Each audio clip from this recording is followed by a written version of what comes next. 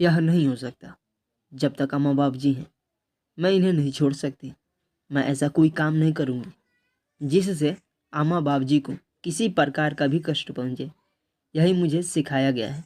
मतलब तुम अम्मा बाबूजी के लिए मेरी भी भावनाओं का खून कर दोगी। तुम इसका जो भी अर्थ लगाओ, मेरे लिए अम्मा बाबूजी पहले हैं, बाद में तुम। मास्टर राम प्रसाद के एक ही लड़का था, बाकी 4 लड़कियां थीं जिनका विवाह करने में मास्टर साहब की कमर झुक गई थी, एड़ियाँ घिस गई थी। बेटा सभी बेटियों के बाद पैदा हुआ था। दरअसल मास्टर राम प्रसाद ने बेटा पाने की लालसा में 4 बेटियों को जन्म दिया था। जैसी घर की माली हालत थी उस हिसाब से काफ़ी लाड़ प्यार से पाला था बेटा। बीएससी करने के बाद वह पीएमटी की कोचिंग ज्वाइन करने इलाहाबाद चला गया था। मास्टर साहब जितने घंटे स्कूल में पढ़ाते थे उससे ज़्यादा समय वे ट्यूशन पढ़ाने में लगाते थे। बच्चों को पढ़ाने का उन्हें बहुत शौक था। वे चाहते थे कि उनके बच्चे कम से कम ग्रेजुएट तो हो ही जाए, और मास्टर साहब की यह मुराद पूरी भी हो गई। बेटे को छोड़कर उनकी सभी लड़कियां पोस्ट ग्रेजुएट हो गई।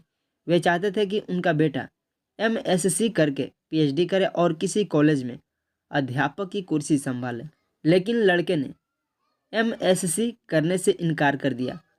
लाड़ प्यार में पले लड़के ने साफ कह दिया था, बाबूजी मैं 2-2 घंटे लैब में नहीं खड़ा रह सकता।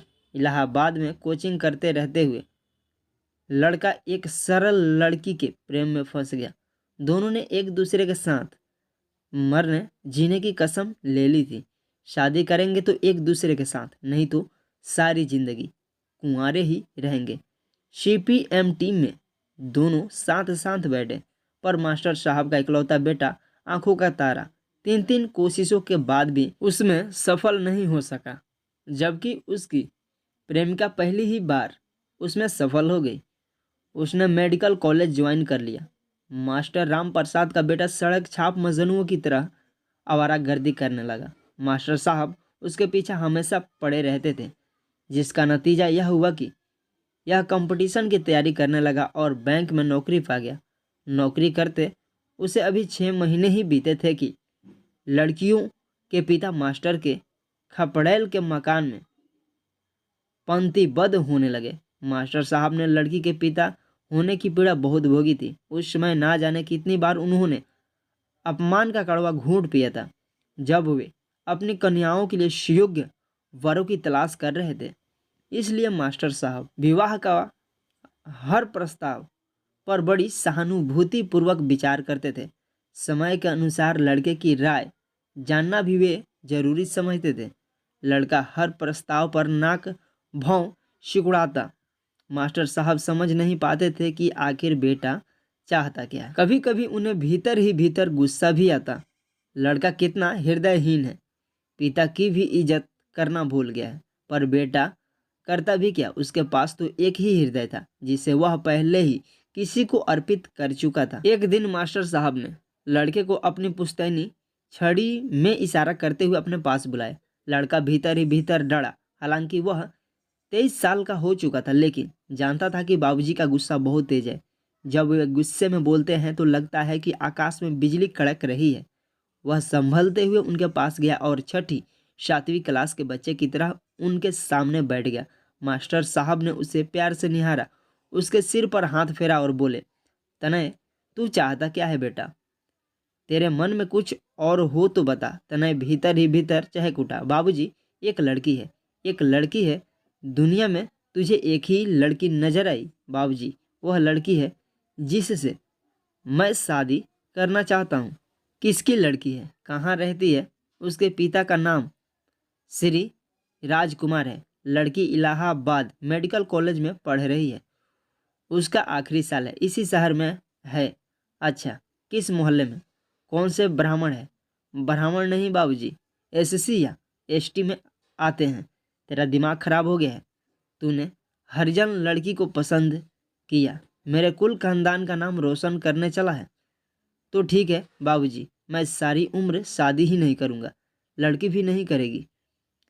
यदि जबरन किसी अन्य के साथ उसकी शादी करने की कोशिश की गई तो वह आत्महत्या कर लेगी। वह नहीं रही तो मैं भी जीवित रह नहीं सकूंगा। तू मुझे धमकी देना बंद कर।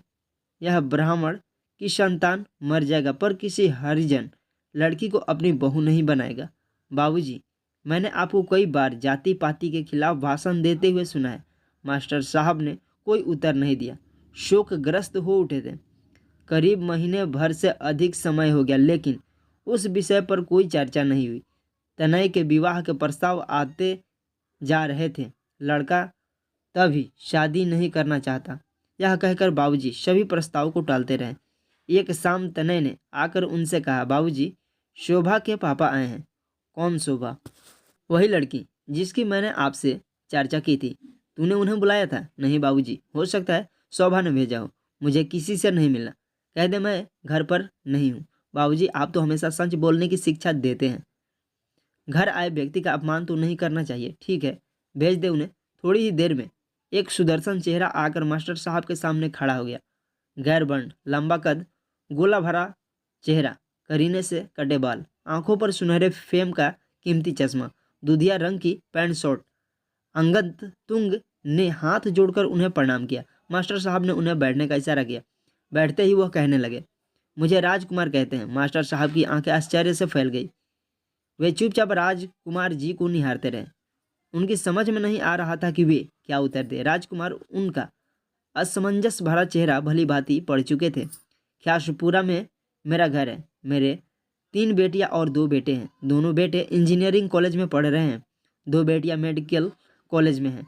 तीसरी बेटी इंटर में है। बड़ी बेटी का यह आखिरी साल है। मेरी बड़ी बेटी शोभा आपके बेटे तनय से शादी करने की हट कर बैठी है।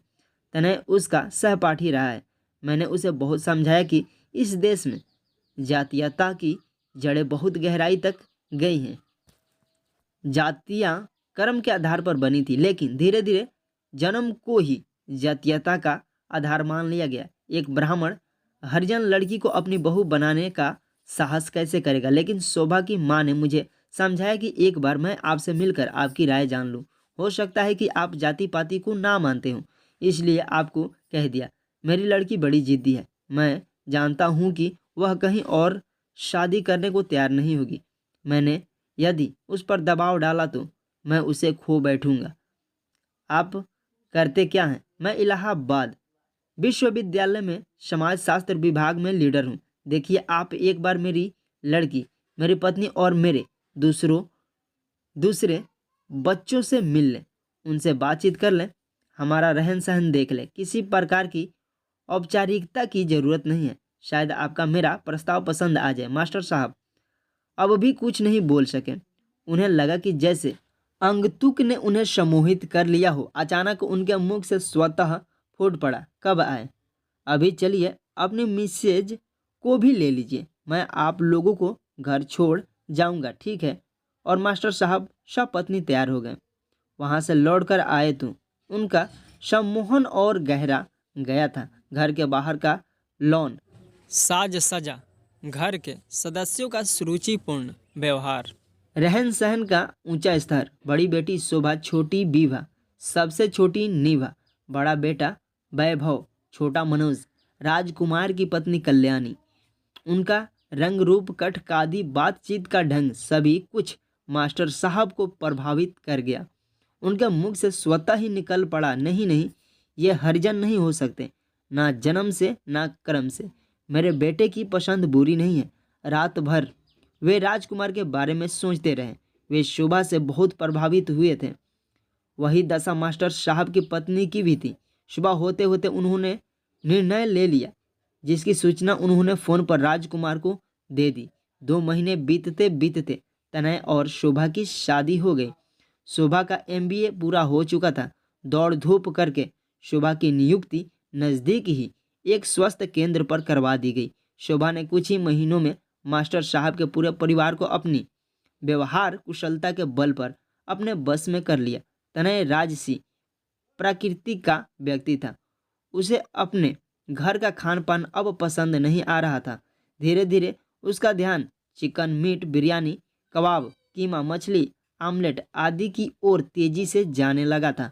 मास्टर साहब का खपरेल वाला चिर पुरातन मकान अब तनय को अपने स्तर के प्रतिकूल लगने लगा था। सुबह उन्हें समझाती, रुपए एकत्र होने दो, फिर जमीन लेकर कहीं ढंग का मकान बनवा लेंगे। पर आमा बाबूजी भी तो साथ होंगे। क्यों, वे कहाँ जाएंगे? वे तो रहेंगे ही। अब मुझे ये शाग पात अच्छा नहीं लगता, मुझे मांसाहारी भोजन चाहिए। गला तर करने के लिए अंग्रेजी शराब और शाकी बनी मेरे सामने खड़ी तुम। यह सभी संभव होगा जब हम अपना अलग मकान लेकर रहें। यह नहीं हो सकता जब तक आमा बाबूजी हैं। मैं इन्हें नहीं छोड़ सकती। मैं ऐसा कोई काम नहीं करूंगी जिससे आमा बाबूजी को किसी प्रकार का भी कष्ट पहुंचे। यही मुझे सिखाया गया है। मतलब तुम आमा बाबूजी के लिए मेरी भी भावनाओं का खून कर दोगी। तुम इसका जो भी अर्थ लगाओ, मेरे लिए आमा बाबूजी पहले हैं, बाद में तुम। यही तुम्हारा प्रेम है। तुम प्रेम की गलत परिभाषा दे रहे हो। प्रेम संकुचित नहीं होता, सच्चा प्रेम जोड़ता है, तोड़ता नहीं। यह कहकर शोभा रसोई में जाने के लिए अपने कमरे से निकली तो सामने मास्टर साहब को खड़े देखा तो ठिठक गई। मास्टर साहब ने आगे बढ़कर उसके सिर पर हाथ रखा और कहने लगे, बेटी सचमुच तुम बड़े घर की लड़की हो। तुम्हारे सामने मेरा ही खून छोटा हो गया। हमारा चिर पुरातन बड़े होने का गर्व आज खंड खंड होकर बिखर गया। सुखी रहो बेटी, तनय हमेशा तुम्हारे अनुकूल रहे। कहते कहते मास्टर साहब का गला भर गया। उसके बाद और कुछ नहीं कह सके। वे बाहर बैठक में जाने के लिए आगे बढ़े ही थे कि शोभा ने उन्हें रोकते हुए कहा, बाबूजी आपने मुझे इतना आशीष दिया, बदले में मुझे अपनी चरण रज तो ले लेने दे। मास्टर साहब के बढ़ते कदम रुक गए। शोभा ने आगे बढ़कर उनकी चरण धूल अपने मस्तक पर लगाई। मास्टर साहब कुछ सोचते हुए से अपनी जगह पर खड़े रह गए। यह कहानी आपको कैसी लगी कमेंट करके जरूर बताएं।